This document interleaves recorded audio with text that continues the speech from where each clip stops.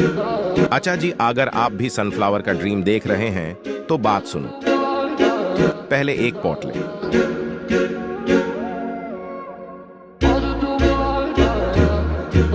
फिर उसमें मिट्टी डालो। मिट्टी मतलब सॉइल।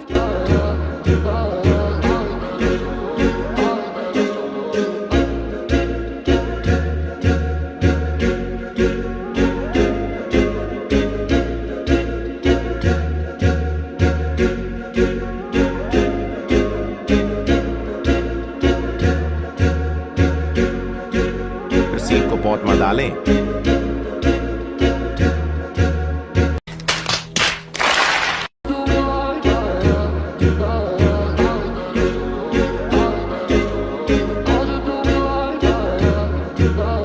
अब पॉट में पानी डालो।